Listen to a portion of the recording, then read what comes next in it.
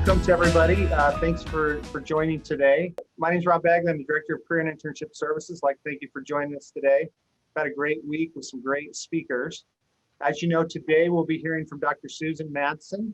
Dr. Madsen is considered one of the top global thought leaders on the topic of women and leadership. Has authored or edited 6 books, has published hundreds of articles, chapters, and reports. Her research has been featured in the U.S. News and World Report, The Atlantic, The New York Times, Parenting Magazine, Chronicle of Higher Education, The Washington Post, and she's also a regular contributor to Forbes. She's a sought-after speaker in local, national, and international settings. Susan has founded many women's networks, and she serves on a number of nonprofit, community, and association boards and committees. Dr. Madsen's received numerous awards for her teaching, research, and service. Time over to you, Susan. So I appreciate being asked. And today I was asked to really talk about 5 tips on developing leadership during college. And there's so many. I'm a leadership professor. I've been speaking, I speak around the world when it's not the pandemic or on Zoom. A lot about leadership, a lot about women in leadership, but I also teach right now. I'm finishing tonight my last class for an EMBA, executive MBA program called Innovative and Inclusive Leadership. So lots of men in that class, but I really enjoy it. So I'm going to focus today. I could choose many, many different tips, but I focused really on some things that I have found are very, very important for deeper leadership development, not as much surface. I'm not a fluff person. I am a serious, researcher and like to do things that really change us within. But for those of you that are not familiar with the Utah Women in Leadership Project, even though I do global work, I've spent 12 years in the state of Utah, really working on social change in the state, including with the church. And just last month had a great fireside chat that's online with Sherry Dew on women in leadership and some of her perspectives. So utwomen.org is our website. But the mission of this project is to strengthen the impact of Utah girls and women, have lots of men that are engaged as well to help with this topic. A lot of people have daughters and people they influence in the workplace. And we do this in 3 ways.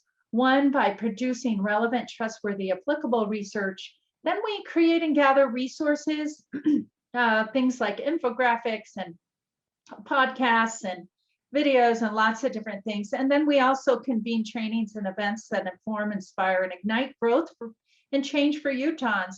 And our event, I have an event tomorrow night that has 1,500 people already signed up for it. Including people from the UK and different parts of the world that just come to join those kinds of events. The one tomorrow night, just so you know, if you're interested, is really on. It's called More Than a Body. It's really talking about the obsession with our looks, particularly as girls and women, and the environment that comes from. All of those things impact a girl and women and the way she sees herself and confidence, which then impacts families, impacts workplaces, impacts all kinds of things. I've also written a lot of books. You can see developed networks. From time to time, people do ask me, they say, to do all this girls and women stuff, you must have been, do you even like men? I'm like, yes, I love men. I'm married to a man. I have 3 sons. I have a grandson. And then occasionally people will say, well, if you do all this girls and women stuff, you must have been raised with a bunch of sisters. So I'm going to show you a picture of my siblings. There you go. No, I was not raised with a bunch of sisters. I actually have 6 brothers, no sisters. This one's on the city council in Saratoga Springs. This one's a stake president. This one's a bishop. So I was raised very differently. All of those things, the way we're raised, even our siblings, our parents, all kinds of experiences through church, if we belong and have most of you probably belong to my religion, which is the Church of Jesus Christ of Latter-day Saints. All of those opportunities we get to lead things, to influence, all of those things throughout our lives build leadership. And a lot of times, especially with my work with women, they don't actually see those as leadership development experiences. And sometimes I talk to college students that say, well, I'm just in college, I'm not developing leadership. Yes, you are, is what I say. Everything you do, really, if you look at it, if you reflect, develops leadership. If you're not paying attention, if you're not reflecting on your learning, then you can't use it really to develop leadership. But if you're paying attention, and I'll give you some keys here. But I just wanted to put this up to kind of show you my background, but the way that and having 6 brothers did influence the way I use my voice, my style of leadership. You can talk to any of my brothers, and my father has passed away. He was in seminaries and institute his whole life. But a couple years before he passed away, he said to me, do you know you were the most aggressive of our children? So I did have a voice. My brothers would will always remind anybody that listens about that. So today I really want to talk about 5 real keys, or 5 steps, or 5 kinds of tips on developing leadership during college. And these are good for beyond colleges as well. Some of you have heard of growth mindset, but I want to give you some more information that a lot of people have. So the first one, growth mindset, talk to you a little bit about bias, because understanding your own biases and unconscious bias is really a key to developing leadership as well. A little bit about what we call leadership identity, really thinking about that. I can just do a little taste of each. I have whole workshops I do on different things. And then I put this picture for really our developmental experiences, the kinds of experiences. I'll give you some background on that. And then I'll finish off by talking about the importance of purpose and calling in actual developing leadership during college and beyond. So those are the 5 things I would like to talk about today. So I'm going to get a little deep. Like I said, I'm not a real fluff person, so I'm going to get a little deep. Hold on. I'm going to turn to a place where I can see 5 of you at the bottom that you have your cameras on. Thank you for some of you having those cameras on. So we need to, the number 1 then is shift into a growth mindset. Now, many of you have heard the terms, and if you don't know the book, Carol Dweck's book on mindset, it's quite powerful. And I'll tell you, when students come in or start communicating with me or come into my classroom, I can actually tell by the words they use oftentimes, maybe not the first day or so, but I have them do reflections. I can tell if they're more towards the fixed mindset or the growth mindset. The key with learning, the key with actually developing leadership, and leadership is all about learning and change. Learning and change. So you can't just learn if you don't change, if you don't improve yourself, if you don't improve your behaviors, change your habits, you're not developing leadership. So oftentimes, especially in the church, I confront people that say, they get defensive. Actually, change is great. We should have a positive attitude about change. So let me give you some depth. So there's 2 meanings to ability. There's a fixed, which means that I was born on this earth. This is who I am. This is, and we need to prove that. And then there's really that changeable, that growth mindset. So the foundation of growth mindset really is with practice training, we can increase our abilities, our attention, our memory, our judgment. We can become more intelligent than we were before. So students that through the years that have said, well, I'm just a B student, or this is just the way I am. That is really a more fixed mindset, because we can change, we can grow, and that's more of the growth mindset. So the view that you adopt for yourself really profoundly affects the way you develop leadership and you lead in your life. And teaching is leading, and interacting with people and influence is leading to, it can determine whether you really can become the person you hope to become, and even more profoundly, the person that God has in mind for you to become. So it's really a difference between being, okay, listen to these words, being or becoming. So there's a difference, just a state of being. So when we say things to our kids like, you are beautiful, you are, we say this to little girls a lot, and we socialize girls more into a fixed mindset than boys. For boys, we do becoming more. You know, you worked hard, the effort. So ability versus effort, being versus becoming. I hope this is making sense to you. So, and sometimes I'll coach people and say, why are you wasting so much time just trying to prove who you are and being defensive versus in that growth mindset? And in the growth mindset, oftentimes, even when you fail, people don't think about it as failure. They go straight to the learning. Straight to, yeah, that sucked. No, I never swear, but I say sucks and crap. So you're gonna have to hear me say that today. Not in church though. I have said it in a fireside before though. So that's a little bit about that. Let me give you a little more information. This right here. In the fixed mindset, you avoid challenges. Growth, embrace challenges. Talent is innate versus you believe you can develop. Failure is like, I'm not good enough. Instead of failure, oh, okay, I learned, I can change. Give up easily versus, you know, if I put work in, I'm gonna make it, I'm gonna succeed. Threatened, this is a real telling one. Threatened by the success of others versus inspired. So oftentimes we can be in the growth mindset for some things and the fixed mindset for other things. But when we start feeling jealousy, and sometimes we're socialized to do that in our families, it's just the way we saw our parents do it. So we're more fixed mindset because of influences. But what we know is we can actually change that. We can actually improve. We have to change our habits. Why should I bother versus I want to keep improving? So we can change our thought processes, our neural pathways.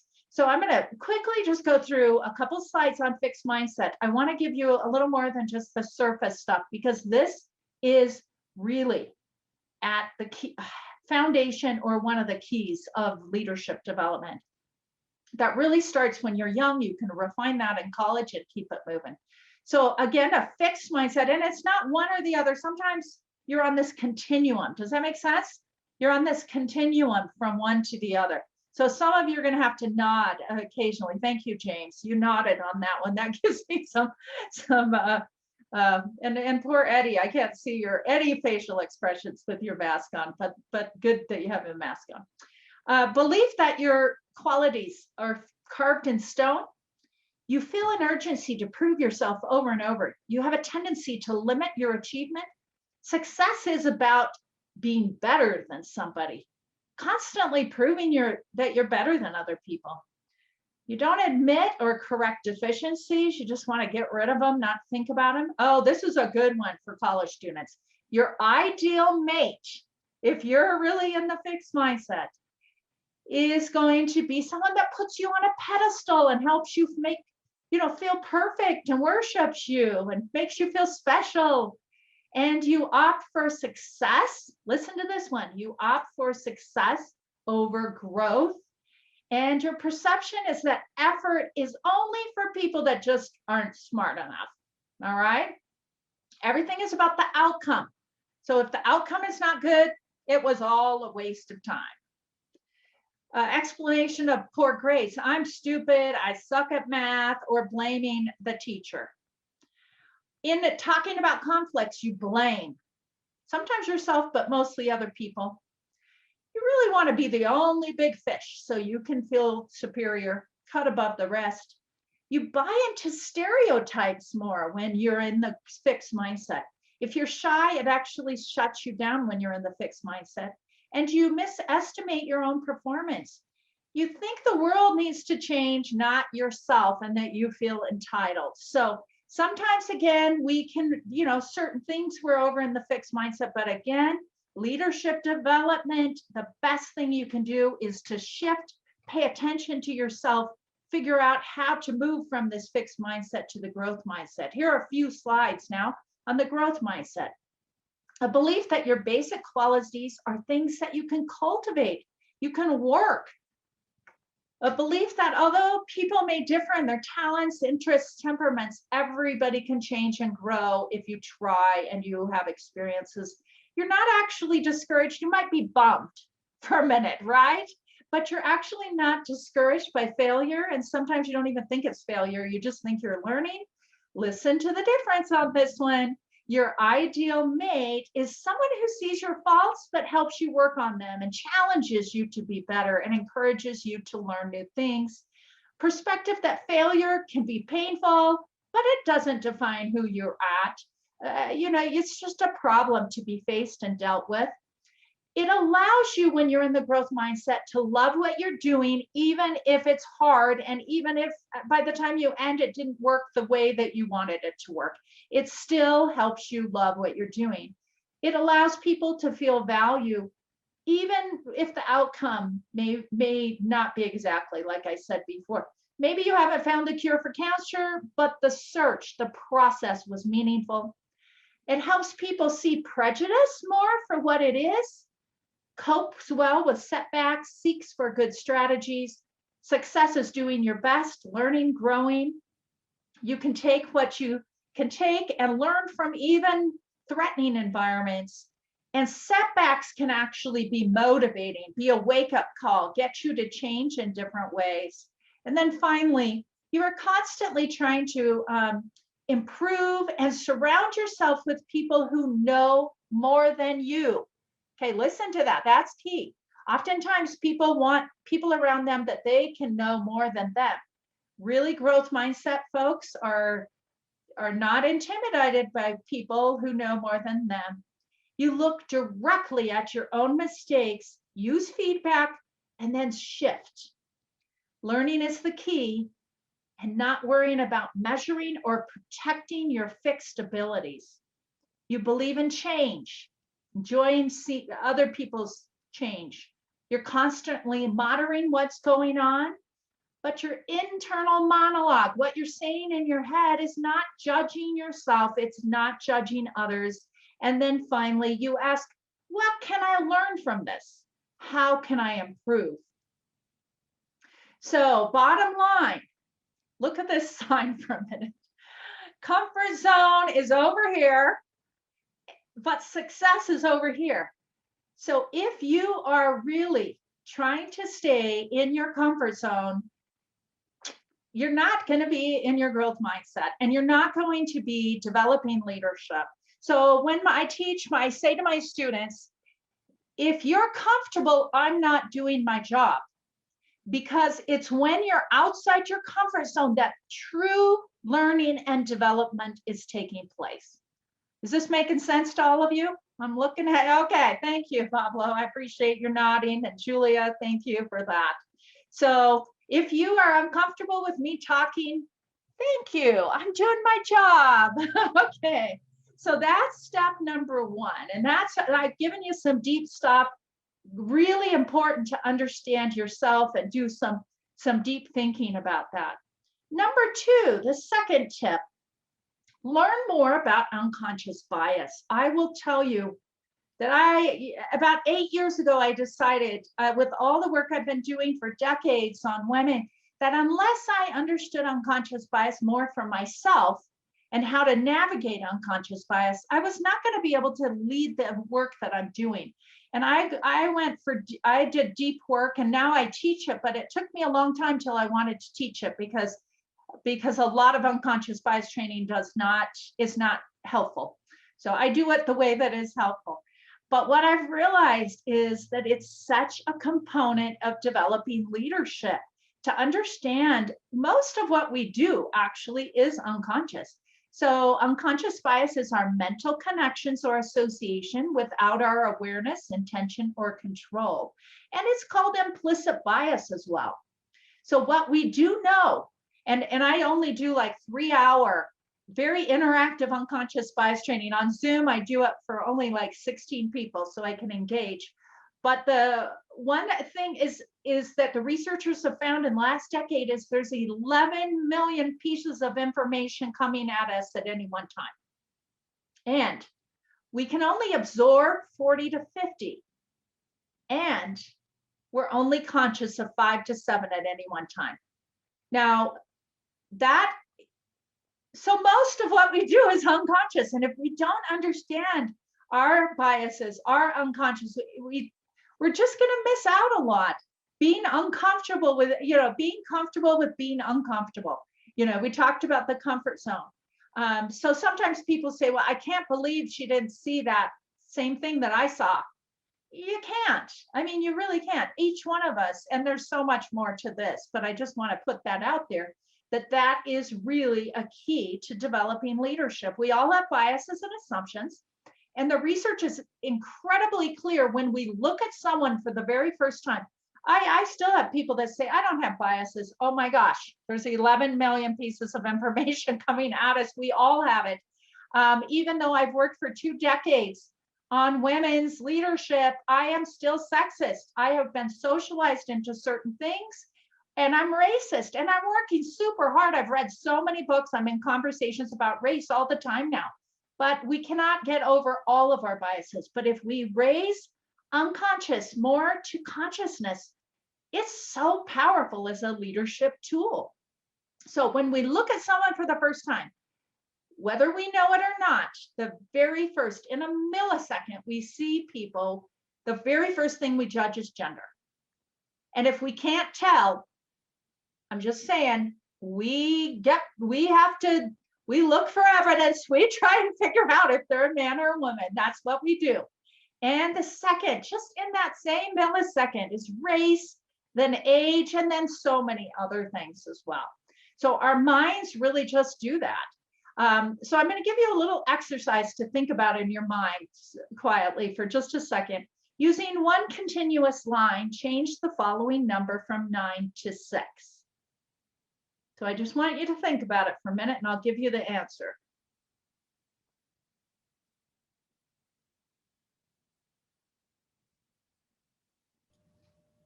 All right, so the answer, you've actually just put an S on the front. So it spells 6. But most people do not get it because we think we see, but we don't. And there's so much research to show that we just don't see a lot of what's out there. The natural tendency of the mind is to continue with the same mental model. We don't even back up and let our minds see different things. So that's just a little thing. There's so much more to unconscious bias, but want you to understand how important that topic is these days in terms of leadership development, especially in the area of being an inclusive leader. So we can do these, we can pay attention while we're in college to these things and be really on top of more of these topics before we get in the workplace. Because today, if we get into jobs that are not paying attention to diversity, inclusion, equity, and those kinds of things, we're really behind. So the third area then is strengthening our leadership identity. So what we know, and I talk about this a lot in terms of the gender element, but it's true for men as well as women. But in terms of what we know about the research is that boys are socialized much more often to see themselves as future leaders than girls. All over the world, that is true, but we see that even more in the state of Utah because we have such defined roles in many of our minds on what a good man is, what a good woman is, particularly in the church, that oftentimes it's changing some, but still the research nationally and globally still says, if I ask kids, teenagers, college students, adults to draw a picture of a leader, 70 to 75% will draw a man, and if you can tell the color, white, and if you can tell how tall, what do you think?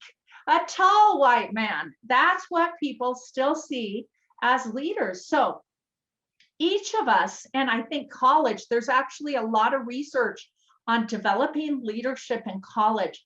And the key of that is to help men and women both really see themselves. There's deeper work with leadership identity. Let me give you a little more information. So the literature, and some of the literature will say women, but we found it with men too, but I look mostly at the women literature. Literature reflects a shift actually in research from supporting individuals to gain technical skills through leadership development programming. Now think about that, to an emphasis on leader identity development. So think about those two, those are different.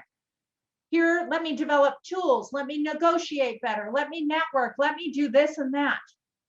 When in reality, deeper leader identity development is actually, I could go on and on. I do a lot of work with this, but there's a real difference. Just know there's a difference. And I wanted you to also see that they've connected this to the subtle impact of unconscious bias. And I go into women as well, but race and different things. And sometimes we have biases, even white men, right? There are definitely some biases and different things there. So this one for women specifically, this quote is very telling. Unconscious bias can undermine the leader identity development process, the internal method by which women specifically begin to navigate the fragile process of seeing themselves as leaders and being seen by others as leaders. And this next page has a great model that'll help you. So think about this in college as you're developing your leadership now. There's actually 3 levels of leader identity development. One is internal. So see this word, claiming? So we have to work sometimes for people just to claim that they're a leader. Like, okay, I'm going to lead. I'm claiming it. So that's that internal part. But if you go around just claiming it and no one else gives you any feedback, it's not going to be good at developing leadership. So the second, so we need to claim. And if you do the second without people claiming, then you've got problems as well. Look at this. Granting. This is a relational. So you can claim leadership all you want, but unless there's at least one person that grants that to you, and they can do that by following you, you know, working with you, you're on a committee, they're following you, you're organizing. So that claiming and granting is really interesting. And then the third is that collective endorsement. So when you get a formal role or a group, you know, formally you're in charge. So think about that. First, claiming is a piece, having someone grant or more people, and then that collective endorsement. I know I'm giving you a theory here, but there's some real good depth to that. That's really important. And then I wanted to, as I wrap up this third piece, wanted to put this, and this can relate to unconscious bias some, but also leader identity, is to put this up here. So this one, and we call this covering, or we all have different identities, right? We all have an identity. I do as a woman, I do as a daughter, I'm a mother, that's another identity. I'm a member of the Church of Jesus Christ of Latter-day Saints, that's an identity. I'm white, that's an identity. My body size, you know, there's different kinds of identities, and we all have identities in our lives. But which ones are we above the iceberg? Do people see? There's some, you know, some the color of my skin, that I'm a woman, you know, some of those are up, but there's some underneath. Some of our identities we actually hide.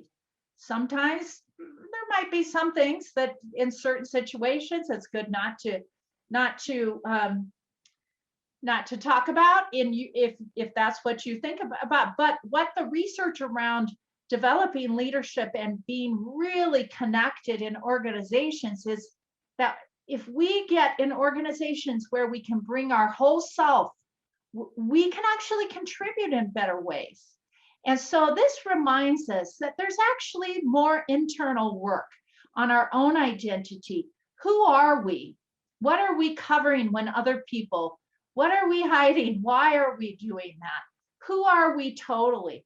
And this work is actually, I think, really important even in the church, in our identity, because, you know, that event I was just telling you about tomorrow night, there's all kinds of struggles with identity. And I see it in the church when especially girls and young women are told, you are a daughter of your Heavenly Father.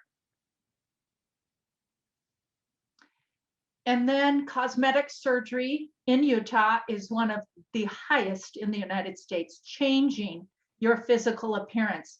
The purchase of makeup, of hair products is so much higher than in Utah than most places. So do we really have this identity of a daughter of our Heavenly Father when the pressure to this external stuff is so strong? Just putting it out there. All of that is part of that leadership identity. I love this quote.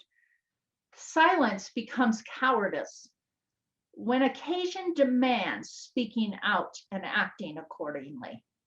So how do we see ourselves as a leader, understand who we are, figure out and wrestle with our identities, and then find a place where we can lead, and sometimes maybe not even a formal role, but speaking out is leadership, and having that identity that we have that confidence and that role in ourselves, you know, that vision in ourselves to speak out.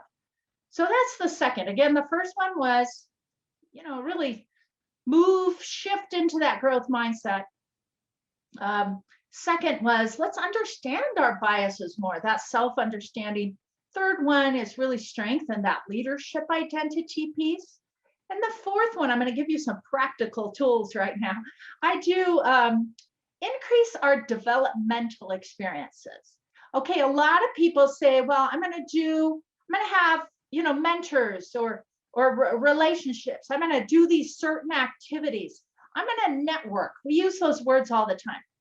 Let me tell you this, there's a big difference between networks and developmental networks. There's a big difference between relationships and developmental relationships. Are you following me? Okay, thank you, Isabel. I'm looking at you. Rob's smiling. Let me see. Are you still paying attention, James? Gail, thank you for smiling. All right. This is really key that a lot of people don't think about. Being more strategic on the relationships, on the activities, on the networks, on other experiences to make sure we're using them and helping others too. It's reciprocal in becoming developmental, not just networks. So let me give you a taste. Now, this particular chapter in my latest book was on gender differences. I'm not going to highlight those as much right now. But the Center for Creative Leadership, which is where these two women are from, and it's a great, I associate with them a lot, have come up for years. They have had this model, and it continues through the research to show that these 5 things are really the categories of experiences that help develop leadership.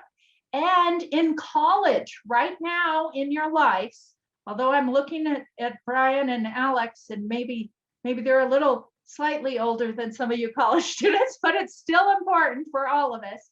There's 5 categories. One is challenging assignments. Here's some examples, but I'm not going to go through those. Challenging assignments is the first. So there's 5 things that help you develop leadership. Developmental relationships is second. Coursework and training, things like this. That's third. Personal experiences can help you develop leadership. And look at the last one. Oh my, hardships are very aligned with developing, pushing yourself, being uncomfortable. So again, challenging assignments, developmental relationships, coursework, personal experiences and hardships. And actually, they've merged the hardships and personal experiences into some of the other categories for this chart. But look at this for a minute. This is really key. What the research says about developing leadership, and this relates to you college students, is that challenging assignments is by far the most important thing you can do to develop leadership. Challenging assignments. Not waiting around for someone to give them to you, although if you get really hard assignments in your classes, I'm going to smile because it's going to help you. 2 is the developmental relationships, 20% of your development. And then the third 10%, which is not that much, but still important, is trainings and coursework. So learning some things, but then diving in, taking on, asking for challenging assignments. So by the way, in the workplace, men get substantially more challenging assignments than women, even from women bosses. Okay, it's not just men giving women, but that is, and by the way, in terms of developmental relationships, the research is absolutely clear that men get significantly more feedback, developmental feedback, than do women in the workplace and even in college settings, and even from women and men themselves. And feedback is one of the absolute keys to developing leadership. Good feedback, not you're great, you did a good job, not that kind of feedback. That's not that useful. It's nice to get a pat on your back, you're wonderful, that kind of stuff. Look at the research on feedback. Only very specific things helps you develop leadership. So a few, in terms of developmental relationships, I just wanted to, sometimes we call everything mentors, but actually there's many different kinds. People call me, I think 200-300 people call me their mentor. I feel a little guilty because I'm really coaching them. I do coaching, little coaching here and there. But just know there's many, many types of developmental relationships. A role model, maybe you don't even talk to them. They could be, you could have a developmental relationship to them.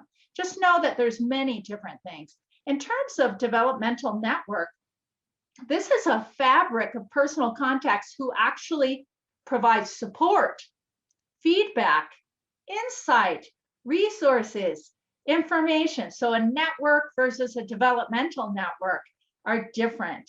And for the best developmental networks, diversity, ranges of different people. You know, you have to look at the strength of the relationship. Is it reciprocal?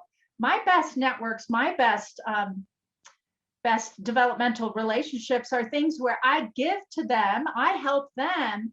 And I've worked with university presidents where they love what I do. So I give them things and then they help me so that, get more resources and different things. So those are, this taking versus give and take relationship. Sometimes people say, I'm just going to ask for a mentor. Can you be my mentor? Can you be my mentor? Can you be my mentor? I'm like, that's not the way to do it. You give, and then that person will mentor. You've got that reciprocal relationship. And then developmental opportunities. This is the last piece of this part, and then I'll move to the final quick section and ending, and hopefully we'll have a few minutes for some questions. But this is from my own research. The developmental opportunities that were the most meaningful is when people got shifted into new positions. And you could do that even serving within college settings as well. New assignment, failures and challenges would number 3. That if you look at that, if you use those to develop honest feedback, you can see, but all life roles, look down here at the bottom, all life roles can help you develop leadership.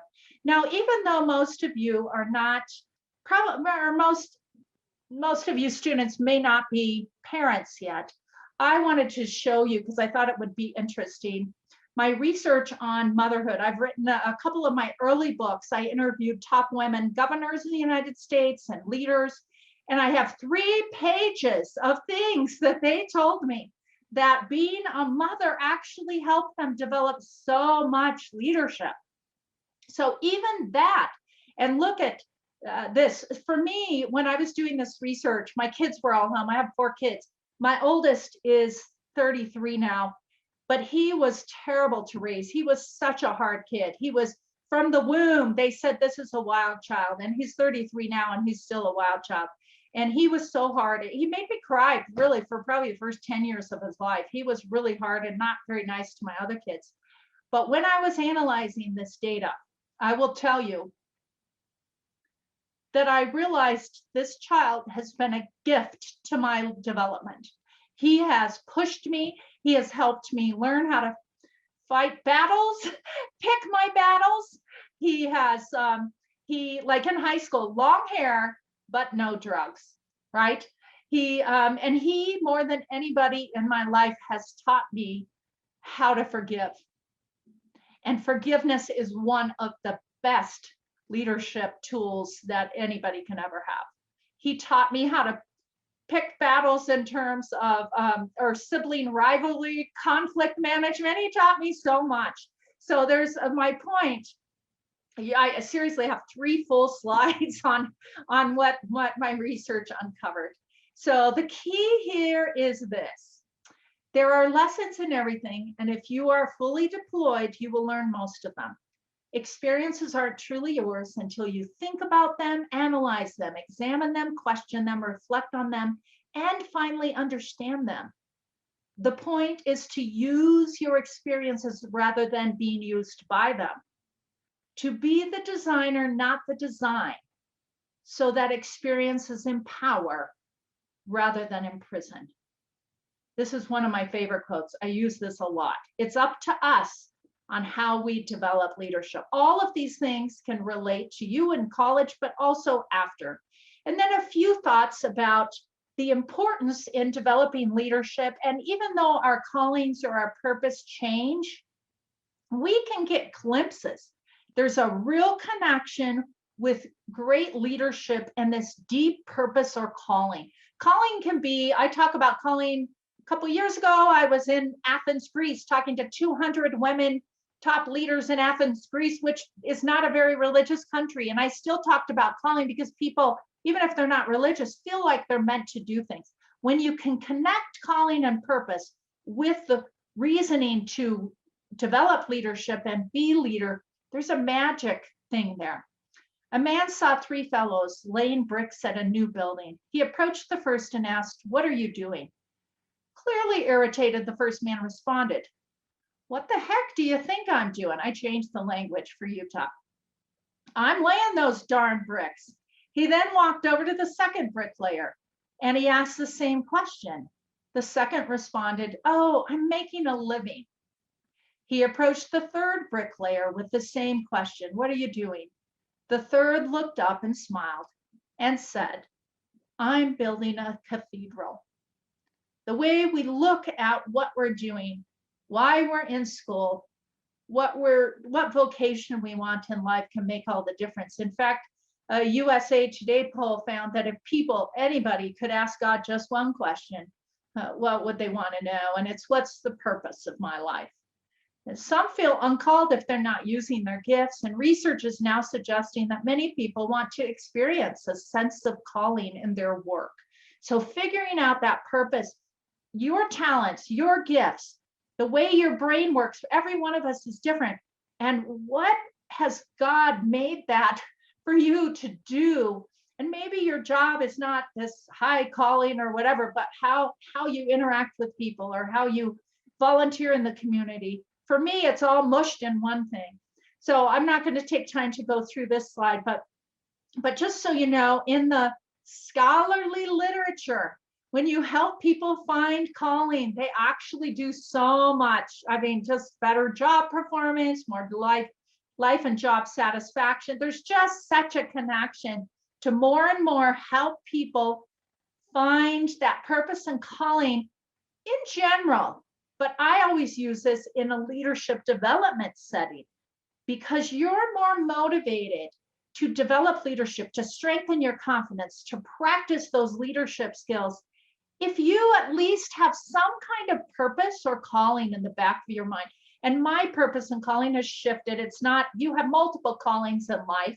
I speak to women a lot, and sometimes they'll say, no, my calling is being a mother. Yes, that is so important. It is the most important. For you men, fathering or mothering is the most important. Yet God, for each one of us, and I will tell you, I know this with everything in my heart and soul and from inspiration, that we each have multiple callings, and we need to prepare to be in a place that we can answer and work in each of those callings to feelings to make a difference, to positively influence, to serve in the community. Sometimes we feel like we just, we need to make things happen. We like to accomplish things. There's all kinds of things. These are some results from my own study, and we can feel called or feel some strong purpose and to run for the state legislature or city council, to lead in ways that are in the community, to lead in our workplaces, to help others in different ways, to lead or co-lead in our homes. There's so many ways to do that. So in terms of a few final thoughts as I conclude, and we should have a few minutes for some questions. So back to the beginning, let's see if I can remember. I've given a lot of speeches already this week, and I've shaken them up. So the first one is to strengthen, I can't remember my exact words, but the growth mindset, to shift over into the growth mindset. The second tip really was about unconscious bias. Let's learn more about ourselves and our biases and see that more in people around us. It helps us in some ways be a lot more patient. The third, I'm forgetting my third. Strength, leadership, identity. Identity, thank you. The leadership identity, let's strengthen that leadership identity for sure. And then the fourth is really the developmental experiences and opportunities and networks. Pay attention to those and really be more strategic in those particular ones. And then the last one really is what I just showed here. And that is another tip, our fifth tip on developing leadership as college is to think about your purpose, how you were made, your strengths, what kinds of things make your heart leap, or just your talents in your mind that you can actually use and connect with purpose and calling moving forward. So in terms of a few last thoughts here, I use that elephant because sometimes somebody prods us along, right? And one of the most powerful things, in fact, let me look at you for a second, and then I'll move back to my last couple of slides. But I use this a lot for women, but applies for men as well. So for women, let me give you the stats for women. So if for men generally, because of socialization, the way we're socialized, if men know about 50 to 60%, they have the qualifications to get a promotion or to do something or to run for public office, they'll like throw their hat in the ring. They're good. 50 to 60. For women, actually, because of socialization, 90 to 100%. That's why you see so many less women, because we're socialized to pretty much, we can't do things unless we're perfect. However, the tap on the shoulder or a nudge is powerful. And in my research, I've found that especially for women need this 30 to 40% more than men. They don't think they're qualified, but if we start telling people, if we say, hey, Isabel, you know what you're doing. You are smart. You have these talents and gifts. You need to get into a master's program after you finish. Sorry, Isabel. Or Eddie, you need to run for public office. Your city council, like Jennifer, you need to, you give them the thinking. I'll do this on grading papers all the time. I say, you are an absolute amazing thinker. You need to go to graduate school. Oh my gosh, so many people go to graduate school because I tapped them. That's so important with everybody in terms of really helping them move forward. I'm doing this all the time for various people. I love this quote, and it always makes me a little sad too, but he say, part of the tragedy you must avoid is to discover too late that you missed an opportunity to prepare for a future only God could see for you. And so when I talk to students, sometimes they say, well, I don't need to learn this, or I don't need to do that. That's not what I'm going to do. Actually, you really don't know what God needs you to do. It shifts, and you get as much education as you can. You learn as much as you can. You get yourself into challenging assignments as much as you can. You join conferences and events as much as you can, so you can prepare for a future only God sees for you. I'll end with this. I love this prophecy, the elders of Hopi Nation. There is a river flowing now very fast. It is so great and swift that there are those who will be afraid, who will try to hold on to the shore. They are being torn apart and will suffer greatly. But know that the river has its destination, and the elders say that we must let go of the shore, push off into the middle of the river, and keep our heads above water. And I say, see who is there with you and celebrate. So all you college students, you're in the river. You're just going down there. Don't hang on trying to stop yourself. Just go, look around, see who's around you. At this time in history, we are to take nothing personally, least of all ourselves. For the moment we do, our spiritual growth and journey come to a halt. The time of the lone wolf is over. Gather yourselves. Banish the word struggle from your attitude and vocabulary. All that we do now must be done in a sacred manner and in celebration. For we are the ones we have been waiting for. I want you to think about that last one. For we are the ones we have been waiting for. Generally, I'll tell you that throughout the decades, and I'm getting up there, I'm getting older by every day, we do have so many in this world, and you've seen this in the election cycle, that just complain and say, we need these kinds of leaders, we need somebody else to lead. But I will tell you, we are the ones we've been waiting for. Our students are the ones. It's not somebody else, it's us. And what I have found through the years and what I see in my work in different countries as well as Utah is there's so many needs, there's so many things that we used to say, well, she or he has what it takes to be a leader. I throw that out the window. That's just crap, is what I'm saying. We actually need every girl and every boy, every young man, every young woman, every man, every woman to find her confidence, find her voice, find that purpose and passion, find that calling on what our Heavenly Father needs us to do. And in all cases, all, leading is part of each one of ours. We don't have to lead in everything, we can follow, but leading is key in using our voice to do all of the things that God needs us to do. So I appreciate your attention, appreciate being with you today and the invitation. And I'm always awkward because I'm not sure I'm supposed to say in the name of Jesus Christ, amen. Not used to saying that in a regular presentation, but I can probably hear. So let me conclude in the name of Jesus Christ, amen. Thank you, Dr. Madsen. You've already made an impact on my life in another radio interview you did. I've got a 15-year-old daughter that's the youngest of my 6 kids, and she just has natural leadership. And because of another talk that I heard you talk about, I try to tell her that now. I say, well, you know what? You're showing leadership. You're natural at it, and just try to help her see that that's just who she is. So thank you for that influence. Thank you. We've got a few minutes. Does anybody have a question or two for Dr. Madsen? Just, maybe 1 or 2 questions. James? Yeah, thank you.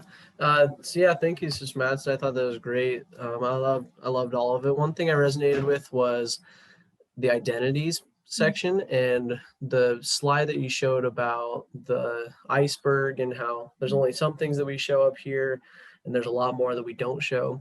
I was just wondering what you think is included in those things that identify us, if it was if it only includes positive things about us, or if it includes, decisions that we make, mistakes that we've made. I've heard that, our mistakes and things don't define us, but I wanted to hear what your thoughts were. Yeah, I think they can be so many different things. And I loved your question. And I think you're totally right. You just moved. Somebody shifted. There you are, James. But absolutely. And the fixed mindset can actually, and the growth mindset can show up there. So oftentimes when people make mistakes, they'll hide that. But what did you learn from that growth mindset? That is, if you're hiding, especially all of your mistakes and don't want anybody to see, you really have a perspective of a fixed mindset. When in reality, if it's a space where especially many of the learning kinds of mistakes, right? You can actually be present. You can say, oh, dang, I blew that one, but let's try it again. That's puts you into the growth mindset. And some companies, James, I don't know, how close you are to graduation. Some companies have a fixed mindset. Everybody's afraid of mistakes. Therefore, more people put those under the iceberg. And sometimes people say, we don't want any talk of religion in this workplace or in this setting. And so people have to bury. Let me give you one example, James. So last fall, I did an in-depth leadership program for 16 women. We had 6 days over 3 months. Anyway, in one of them, we talked about this. And there's a company in Provo, a for-profit company that does not allow people to drink or bring coffee. And 2 of the women actually put coffee cups, because they had to have coffee, and hid them in their purses. So, and talk about covering, nobody could smell it. I'm surprised, first of all, that there is still a company that does that, because, diversity, you want diversity in different things. So it can be actions. It can be who you are. I very much know some folks that have different sexual orientations than my own, that are in places that they feel like they have to cover that. Which some people would say that might be good. Some people would say, but when we know the diversity and inclusion research, it's really, you get more out of people, and they're much better employees and more able to stay and be retained if they're able to bring more up on the iceberg. So lots of things, James, can go on that. It's a good activity. It's a good activity. If you are interested in a book that came from, I just used it with my executive MBA students. It's not a challenge. It's a good, solid book, easy to read. It's called How to Be an Inclusive Leader by Jennifer Brown. Very good book. That one is. I answered that one too long. So, any other questions, or are we good? Do you need to cut off right away? I have about 5 minutes if anybody else had a question. I was hoping to be done about 10 till, but I got going on a few things. So any other questions? I had one real great. quick. How can I help someone know or lead to, or at least want to have that vision, that purpose that you talk about? I have some friends that they're kind of lost, and I would like to help them, hey, you can change and have them more like an ambition mentality to improve and don't be stuck. Yeah, I think that growth, I would first read that mindset book, because oftentimes people that are just stuck like that, and it happens when we're in life transitions, and when I see this in young women a lot that are in their later 20s and are not married, and they're like, what do I do? I can't do anything because I'm waiting. And sometimes people just don't have enough confidence. So the mindset book is good. If it's a female, and they're struggling with confidence, there's a great, there's TED Talks too, but there's a great book called The Confidence Code that's actually very good. It's by Haight and Shipman. Those are the authors. Very, very good on understanding socialization and the differences between men and women and how that kind of plays out. There's great resources, but Pablo, I think even guiding questions to these people you're talking about to help them understand purpose.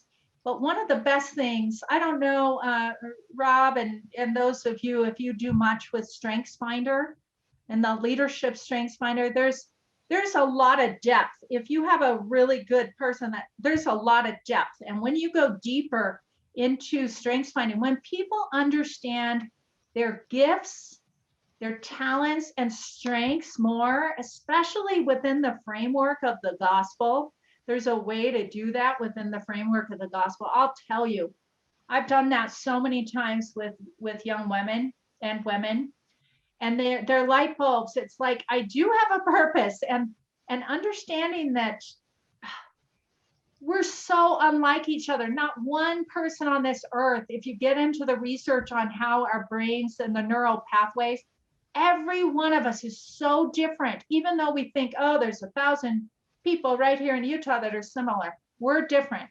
So when people understand their unique gifts, Pablo, their unique gifts and talents, and then connect it to purpose. So just some guiding questions, like, I think would help. Excellent questions, both of you. I appreciate that. And Pablo, we have Alex here and I are trained as good. strengths coaches. So if anybody wants to come in and take StrengthsFinder, we'd be happy to review their results with them too. Excellent. Great tool. Thank you so much, Dr. Madsen. If everybody would unmute, we'll give her a round of applause. Love it. Yay. Thank you. Thanks so much. We sure appreciate your teaching and all the good work that you're doing and your work with the governor, and excited for the good things that are going to come of that. Great. Well, thanks. It's good to have all of you on. It's good to see all of you. Thanks so much.